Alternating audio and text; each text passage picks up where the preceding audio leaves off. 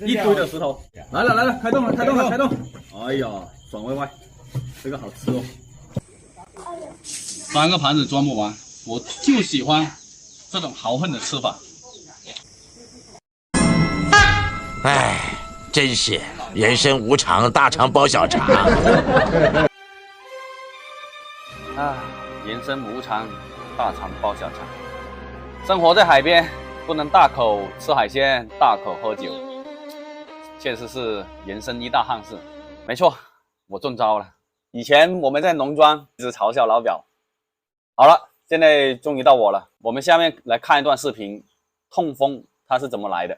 为什么吃海鲜会痛风？你以为真的是海鲜的问题吗？活鲜呢？你想想，他们拉几千斤活鲜去大城市里面卖，还会拿几吨海水过去养着吗？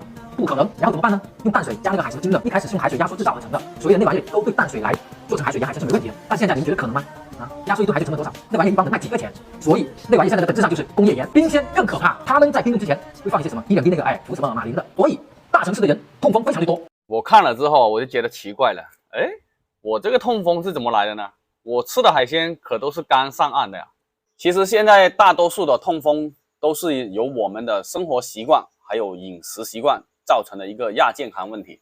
我都觉得我自己的身体素质是非常好的，然后我们又经常的锻炼，但是呢我就忽略了一个问题，那就是我们潜水的时候一直都是一个泡水的状态，然后运动是有，但是我们缺少的是没有出汗。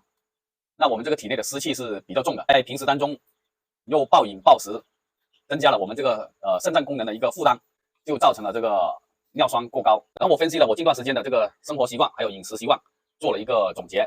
生活在海边已经30几年了，今年是第一次痛风，大概的原因呢肯定都是出在这一方面。大家都知道我们潜水也是一个比较高负荷的一个运动，但是我们潜水体内的湿气很重，我们平时潜水肯定是不出汗的。那在往年我们打鱼回家之后，我们在有空的情况下都会去运动出汗，把体内的一些不该有或者多余的物质给代谢出去，维持我们体内的一些平衡。但是今年之后就变得比较懒，然后在3个月打鱼的情况下，每天回来喝的最多的就是可乐，开水基本上不喝。然后我们在缺少出汗又没有怎么运动的情况下，好了，这个时候就增加了我们这个肾脏的一个负担，从而导致我们这个尿酸排不出去。所以我感觉就是这样才造成了我这个痛风。所以从今往后还是要坚持运动，多出汗，多喝水，然后少吹空调，绝对不能喝这个碳酸饮料。